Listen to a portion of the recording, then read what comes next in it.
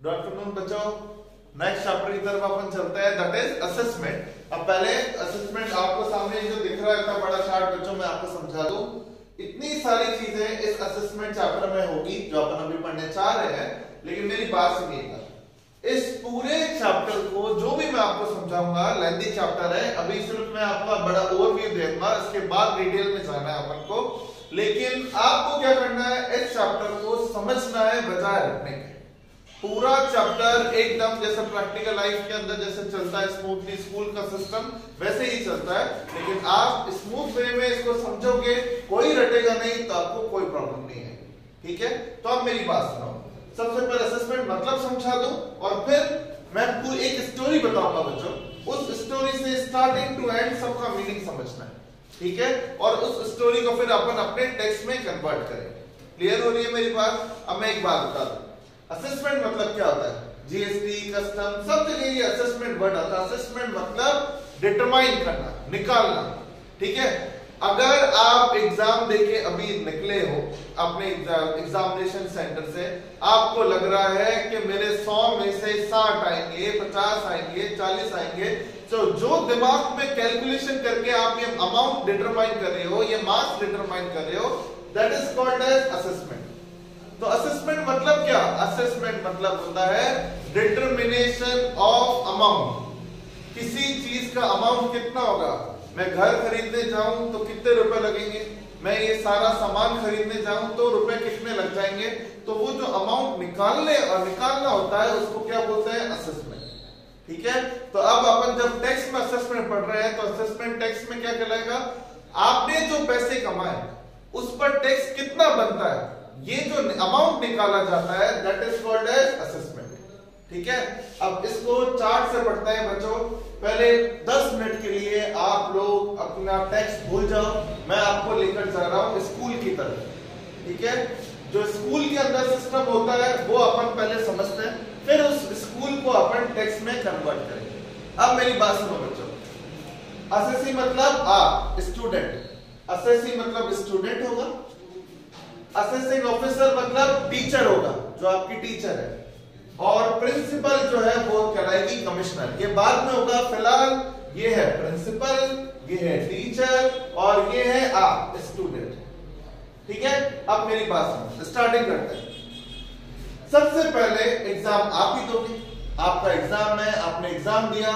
Exam देने के बाद आपके घर वाले पूछ रहे हैं तू जो पेपर देकर आया है कितने आ जाएंगे, तो वो जो आप कैलकुलेशन करके ये क्वेश्चन छोड़ के आ गया था तो कुछ नहीं, ये क्वेश्चन आधा करके आया तो 5 में से 2, ये एकदम ढंग से हुआ तो 5 में से 4, ऐसे आपने एक एक करके कैलकुलेशन करी और टोटल करके अपने घर वालों को बता दिया।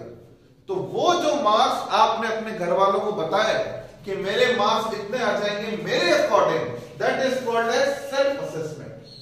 तो सेल्फ असेसमेंट जब भी आए तो उसका मतलब क्या होता है? सेल्फ असेसमेंट मतलब जहां खुद बच्चा अपने मार्क्स अपने घर वालों को बताता है कि मेरे अकॉर्डिंग, मेरे हिसाब से मेरे इतने मार्क्स आ जाएंगे, that is called as self assessment. क्या ये फाइनल है? नहीं, आपकी नोटबुक आपके हाथ से जा चुकी है। अब वो नोटबुक किसके हाथ में आ गई? आपके टीचर के पास। ठीक है, अब आपकी जो वो टीचर है वो आपकी नोटबुक चेक करेगी। नोटबुक चेक कैसे करते हैं? नोटबुक जो आपकी टीचर चेक करेगी वो करेगी इन 4 तरीकों से। मतलब कभी आपने नोटिस नहीं किया होगा शायद इतना, लेकिन टीचर के पास आपकी नोटबुक चेक करने की 4 तरीके होते हैं, या फिर 4 प्रकार के टीचर भी होते हैं। ठीक है, अब कैसे? मेरी बात सुनो। सबसे पहला टीचर ये मान लीजिए जैसे जनरल नॉलेज का हो गया, सोशल स्टडीज का हो गया, मैथ्स वाले टीचर हो गए। ये लोग क्या करते हैं बच्चों? ये लोग लास्ट में देखते हैं LHS = RHS है क्या, जनरल नॉलेज के अंदर क्या देखते हैं? डायरेक्ट आंसर चेक कर लेते हैं वो सही है क्या, डिटेल में कोई चेक नहीं करता। ठीक है, आज की डेट में ज्यादातर टीचर्स क्या करते हैं बच्चों? इतनी सारी नोटबुक चेक करनी है, बजाय डिटेल चेकिंग में ऊपर से नोटबुक चेक करते हैं। तो ये जो ऊपर से नोटबुक चेक करके मेन चीजें चेक करके फिर आपके मार्क्स दे देते हैं, उसको बोलते हैं समरी असेसमेंट। समझ पा रहा है? समरी असेसमेंट मतलब वेयर देयर इज नो जहां आपकी नोटबुक आपका टीचर बजाय डिटेल चेकिंग के ऊपर से चेक करता है, और प्रैक्टिकल लाइफ में यही होता है। 100 में से 97 केसेस में नोटबुक जो है डिटेल चेकिंग नहीं होती, ऊपर से चेकिंग होती है। तो जहां ये सिस्टम रहेगा उसको अपन कौन सा असेसमेंट बोलते हैं? समरी। तो बच्चों आपको याद रखना है, समरी मतलब where there is no detail checking, ऊपर से चेक किया, जो छोटी मोटी गलतियां थी, अरिथमेटिकल मिस्टेक्स थी, ये कह लीजिए जहां छोटी मोटी अरिथमेटिकल वगैरह मैथ्स के अंदर मिस्टेक थी, छोटी मोटी गलतियों को सुधारा, उसके नंबर काट लिए, बाकी आपको मार्क्स दे दिए। अब पॉइंट नंबर 2। पॉइंट नंबर 2 क्या?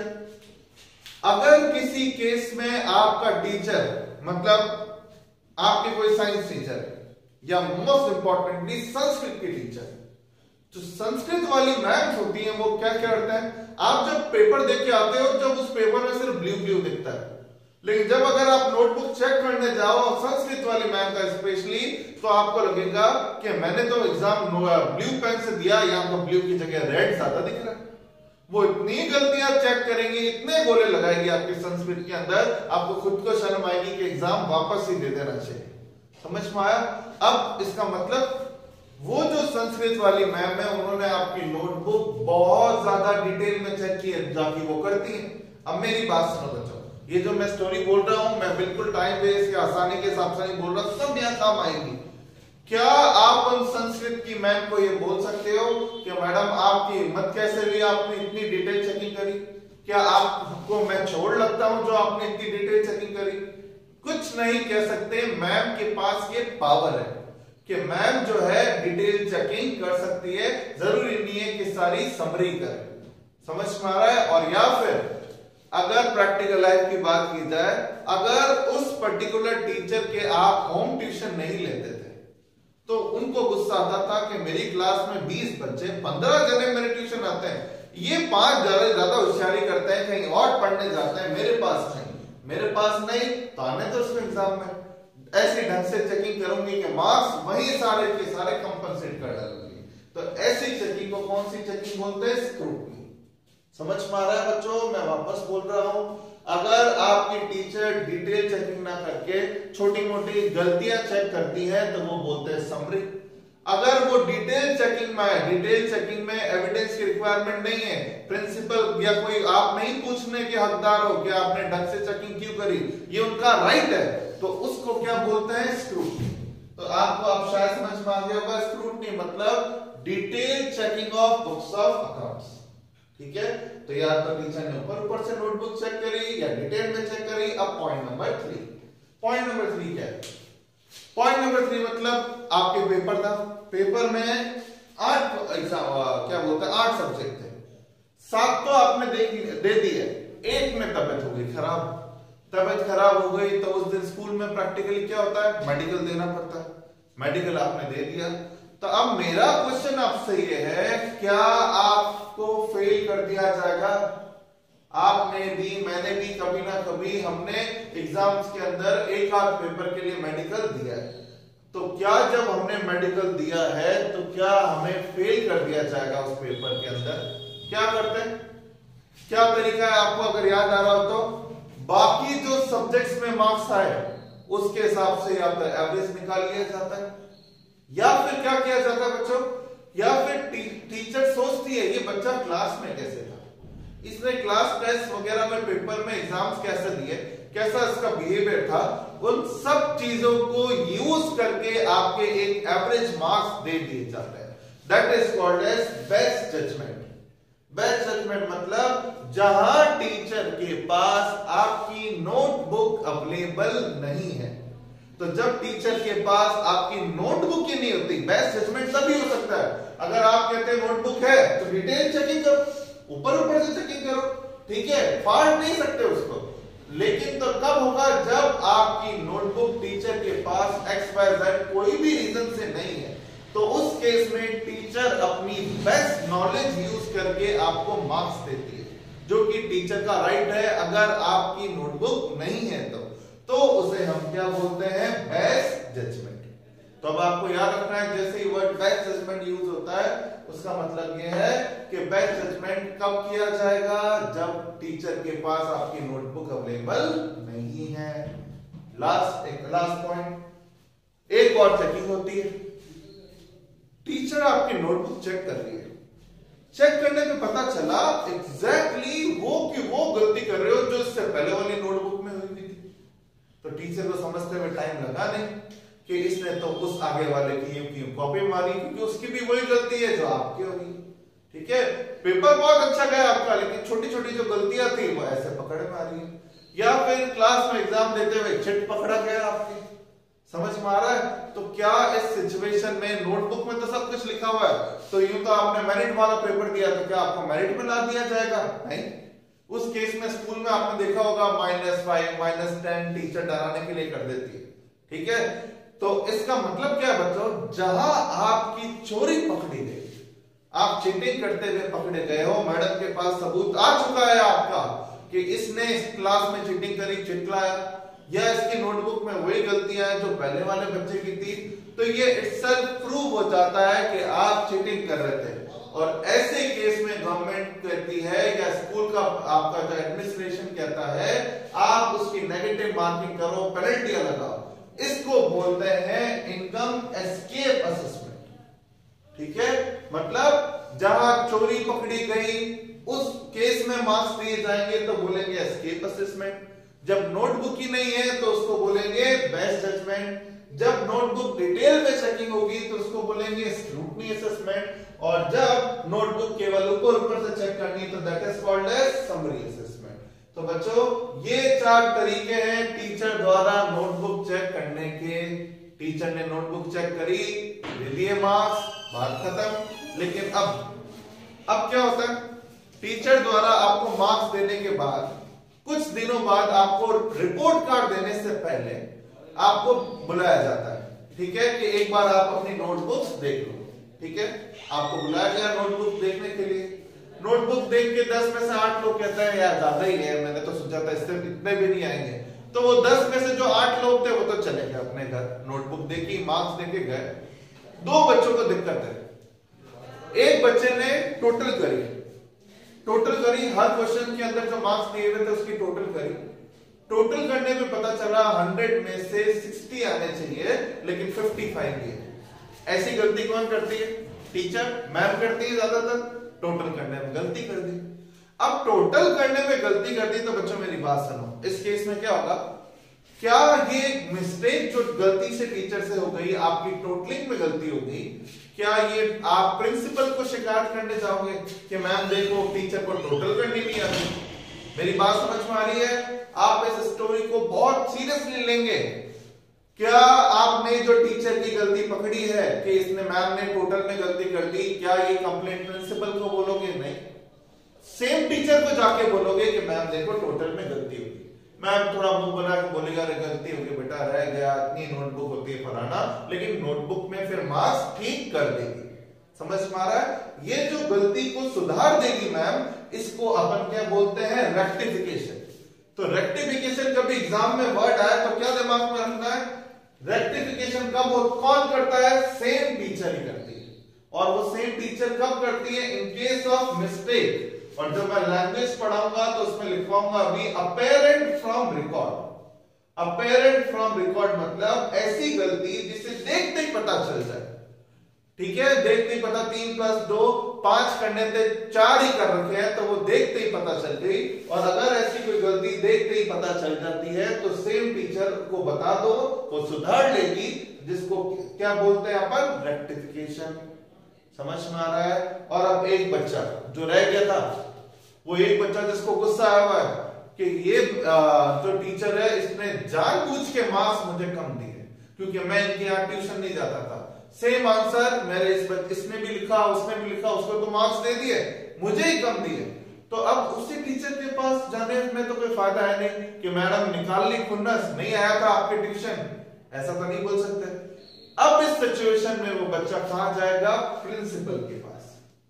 और प्रिंसिपल के पास अगर जाता है तो उस केस में प्रिंसिपल ये नहीं हो कि स्कूल की बदनामी हो, तो उसके बच्चे के कहने पे वापस नोटबुक खुद चेक करके देखता है क्या वाकई में टीचर ने उसके साथ ऐसा किया है।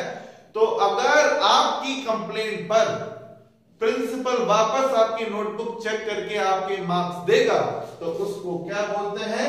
रिवीजन। बच्चों रिवीजन दो वजह से होता है, एक तो ये, दूसरा आपने उसी प्रिंसिपल को बोला कि सर इन मैम ने इनके यहां पर ये दो बच्चे ट्यूशन जाते हैं, बाकी सब्जेक्ट्स में ये फेल हो रहे हैं, इन मैम के यहां बहुत अच्छे मार्क्स लाए क्योंकि ये यहाँ पे ट्यूशन पढ़ते हैं, आप इनकी नोटबुक चेक कर लो, दूध का दूध पानी का पानी हो जाएगा। तो अब प्रिंसिपल को खुद की साख भी ध्यान रखनी है, स्कूल की इमेज भी ध्यान रखनी है। तो स्कूल की इमेज को नुकसान नहीं है, उनको स्कूल का नुकसान तो खुद के पास, मतलब देखो वो बच्चे तो जाएंगे नहीं प्रिंसिपल के पास कि हमें इन मैम ने ज्यादा मार्क्स दिए सर, ठीक है, लेकिन प्रिंसिपल को खुद की स्कूल की इमेज का ध्यान रखते हुए उनकी खुद के पास भी पावर है कि वो भी जब चाहे जिस स्टूडेंट की चाहे नोटबुक वापस चेक कर सकते हैं, तो उसको भी क्या बोलते हैं? रिवीजन। तो बच्चों समझ में आ रहा है रिवीजन कौन करता है? प्रिंसिपल। और कितनी सिचुएशन में? दो। पहली सिचुएशन जब आप कंप्लेंट लेके जाओ कि इस टीचर ने मेरे साथ जानबूझ के गलत मार्क्स दिए हैं, कम मार्क्स दिए हैं, आप नोटबुक वापस चेक करो, तो रिवीजन होता है। या फिर कंप्लेंट कोई लेके नहीं गया, प्रिंसिपल को लग रहा है कि टीचरों में डर होना चाहिए, ऐसा तो नहीं है कि टीचरें जो है वो जो टीचर्स हैं वो अपने स्टूडेंट्स को जानबूझ के मार्क्स ज्यादा दे रहे हैं जो उनके ट्यूशन जा रहे हैं, तो उनको डराने के लिए भी क्या हो सकता है? रिवीजन। आप देख रहे होंगे एक होता है फॉर फेवरिंग डिपार्टमेंट, स्कूल की भलाई के लिए, और एक स्टूडेंट की भलाई के लिए। तो इन सब टॉपिक को अपन क्या बोलते हैं? असेसमेंट। समझ में आ रहा है? ये थी स्टोरी स्कूल की, जहां आपने खुद ने अपने मार्क्स निकाले, उसको बोलते हैं सेल्फ। फिर टीचर ने नोटबुक चेक करी दो तरीके से, रेगुलर वे में और मिस्टेक में। मिस्टेक तभी सिचुएशन होती है जब आपकी टोटलिंग में मैम ने गलती कर दी, वरना रेगुलर वे में कितने तरह से मार्क्स दिए जाते हैं? 4। समझ में आ रहा है? अब ये चीज अब मैं अप्लाई कर रहा हूं आपके इनकम टैक्स पर भी। इनकम टैक्स डिपार्टमेंट भी आपकी जस्ट लाइक एज स्कूल ही होता है, इसके अंदर भी मार्क्स की तरह असेसमेंट होता है, और इसमें भी शुरुआत जो होती है स्टूडेंट की जगह होती है असेसी। असेसी मतलब आप जब प्रीवियस ईयर खत्म हो जाता है तो असेसमेंट ईयर में आप भरते हो रिटर्न। ये अपना पहला चैप्टर होगा जो इस वीडियो के बाद मैं आपको दूंगा। उस रिटर्न में आप ये बताते हो कि पिछले साल इस हेड में मैंने इतनी इतनी इनकम कमाई और इतना इतना टैक्स है। तो जब खुद असेसी इनकम टैक्स डिपार्टमेंट को रिटर्न भर के ये बताता है कि मैंने प्रीवियस ईयर में इतने रुपए कमाए, उसको बोलते हैं सेल्फ असेसमेंट। तो अब आप सब रट लोगे, सेल्फ असेसमेंट का सेक्शन 140A होता है, जिसके अंदर खुद इनकम कौन बताता है? असेसी। तो असेसी जो रिटर्न भर के अपनी इनकम डिपार्टमेंट को बताता है, उसको क्या बोलते हैं? सेल्फ। जो आपने रिटर्न भर के डिपार्टमेंट को बताया वो फाइनल है क्या? नहीं। अब वो return just like as notebook हो गई, आपकी कॉपी हो गई, वो नोटबुक जो है या वो आपका रिटर्न है, अब कौन चेक करेगा? टीचर। यहाँ टीचर का नाम क्या है? Assessing officer. और असेसिंग ऑफिसर जो होता है जस्ट लाइक टीचर आपका रिटर्न 4 तरीकों से चेक करता है। पहला तरीका, जब अगर आपको पता चलता है कि इनकम टैक्स ऑफिसर ने मेरा रिटर्न ऊपर से चेक कर लिया, टैक्स कैलकुलेशन चेक कर ली और फिर पास कर दिया, तो उसको कौन सा असेसमेंट बोलते हैं? समरी। और प्रैक्टिकल लाइफ में 100 में से 97 केसेस में टीचर जो होती है, सॉरी टीचर की जगह असेसिंग ऑफिसर जो होता है वो क्या करता है? समरी। ऊपर से चेक करता है और जो सेल्फ असेसमेंट होता है उसी में उसी को ही फाइनल कर देता है, तो उसको क्या बोलेंगे अपन? समरी। पॉइंट नंबर 2, 100 में से 2 जनों की वो डिटेल चेकिंग करेगा। वो 2 जने कौन हो सकते हैं? हो सकता है रैंडमली सिलेक्टेड हो, या हो सकता है उनके पास टाइमली इनकम टैक्स डिपार्टमेंट वाले हैं, पहुंचे नहीं कोई बंदा। तो अगर किसी केस में जब उनको लगता है इस बंदे की डिटेल चेकिंग की जरूरत है, जो कि उनके पास पावर है, तो उसको कौन सा असेसमेंट बोलते हैं? Scrutiny assessment. तो क्या याद रखना है? स्क्रूटनी असेसमेंट मतलब जहां इनकम टैक्स ऑफिसर द्वारा आपका रिटर्न बेहद डिटेल चेकिंग किया गया कि कोई गलती तो नहीं है, आपकी बुक्स ऑफ अकाउंट्स बनवा के चेकिंग करी गई, उसको कौन सा असेसमेंट बोलते हैं? स्क्रूटनी। स्क्रूटनी में परेशानी बहुत होती है, चक्कर भी बहुत लगता है, ये लाओ वो लाओ बुक्स लाओ, बट है जो है, लेकिन 100 में से ऐसा 2 लोगों के साथ ही होता है। पॉइंट नंबर 3, अगर आपने रिटर्न नहीं भरा, जैसे मैंने बोला था ना नोटबुक नहीं है आप मेडिकल पे थे, आप लोगों ने रिटर्न नहीं भरा तो क्या आप टैक्स से फ्री हो जाओगे? नहीं। गवर्नमेंट कहती है अगर आप अपना रिटर्न फाइल नहीं करते तो उस केस में हमारा ऑफिसर अपनी बेस्ट नॉलेज यूज करेगा, जैसे टीचर ने यूज करी थी, अपनी बेस्ट नॉलेज यूज करके आपका टैक्स निकालेगा। उसको कौन सा जजमेंट बोलते हैं? बेस्ट। तो एग्जाम में अगर आता है बेस्ट जजमेंट कब होता है, तो देखते ही समझ जाना जहां एसएससी ने बुक्स ऑफ अकाउंट्स प्रिपेयर नहीं करी, रिटर्न फाइल नहीं किया, तो जब ऑफिसर के पास रिटर्न नहीं होता, आपकी बुक्स ऑफ अकाउंट्स नहीं होती, तो मजबूरन अपनी नॉलेज यूज करके जब आपके मार्क्स देगा, सॉरी मार्क्स की जगह आपका टैक्स निकालेगा, तो उसको क्या हम असेसमेंट बोलेंगे? बेस्ट। क्लियर? और एक लास्ट, रिटर्न चेक करते वक्त चोरी पकड़ी गई, इनकम टैक्स की रेड में आपके घर पे कैश मिल गया, तो उस केस में सबूत हाथ में आ चुका है, एविडेंस है कि ये सामने वाला चोरी करता पकड़ा गया है, और ऐसे केस में टैक्स कितना भरना है, उसके लिए कौन सा असेसमेंट होता है? Escape assessment. सेक्शन याद रखना है आप लोगों को। एस्केप असेसमेंट कब हुआ? जब चोरी पकड़ी गई। रिटर्न कब हुआ? रिटर्न नहीं भरा तो वेस्ट। ठीक है, डिटेल चेकिंग, स्क्रूटनी और ऊपर से समरी। क्लियर?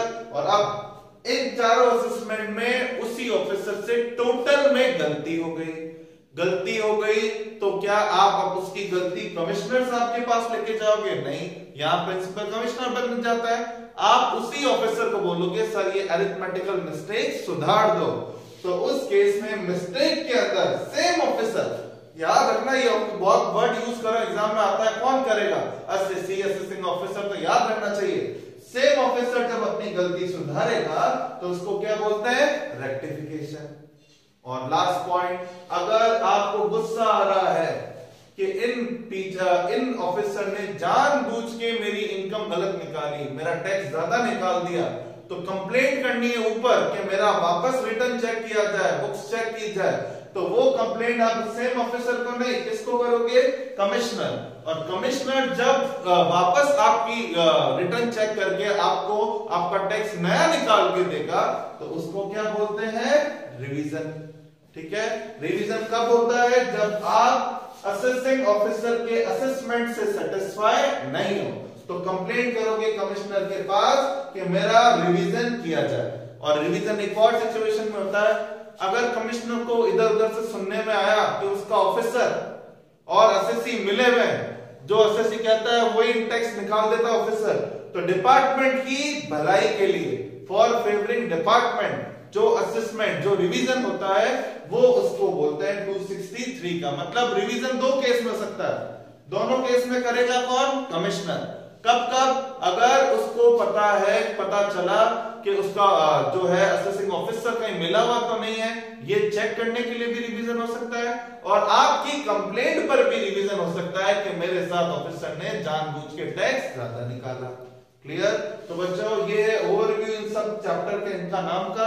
अब अपन को नेक्स्ट वीडियो में सारी डिटेल में पढ़ना है बच्चों, ये रिटर्न क्या होता है, रिटर्न कब भरते हैं, फिर अपन समरी, स्क्रूटनी में टेबल, रिफंड, प्रोविजन सब पढ़ते हैं। ठीक है, तो एक एक चैप्टर पढ़ना चालू करते हैं। यहाँ पे दिक्कत हो तो बताइए।